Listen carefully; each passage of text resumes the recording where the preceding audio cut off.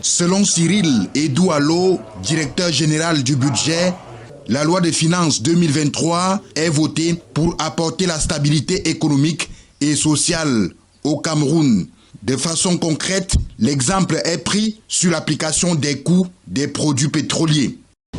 Et le gouvernement prend des mesures.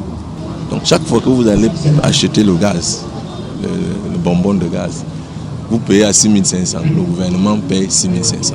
Ça veut dire que si ce budget n'est pas élaboré ainsi, vous devrez payer normalement 13 500. Le litre d'essence est à 630 actuellement. Au niveau du marché, c'est 1350. Vous avez suivi ce qui s'est passé en Centrafrique. Les Centrafricains paient plein pot et le gouvernement donc supporte la différence. Le chef de l'État a parlé de 700 milliards que l'État paye pour que le prix ne soit pas celui qui est à 1350 francs CFA. Ça, ce sont des choses qui sont concrètes.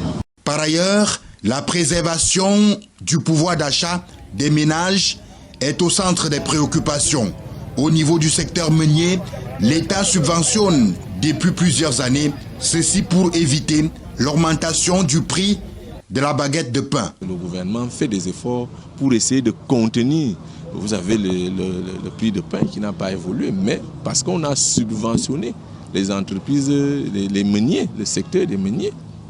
Et oui, à plus de 30 milliards que l'État a accordé à ces entreprises pour que le prix du blé ne grimpe pas et que la baguette de pain ne grimpe pas non plus. Et pour soutenir la réalisation des grands projets annoncés par le président de la République dans son discours à la nation le 31 décembre 2022, des secteurs d'élargissement de l'assiette sont choisis. À côté des charges, il faut aussi des ressources. Il faut les ressources. C'est pour cela donc qu'on a choisi des secteurs d'élargissement de l'assiette. Vous parlez du timbre, le timbre aéroport. Si quelqu'un paie le billet d'avion pour aller en France, c'est qu'il a les moyens. Et nous lui demandons donc une contribution supplémentaire. Si quelqu'un a la voiture, un pauvre, il va à moto.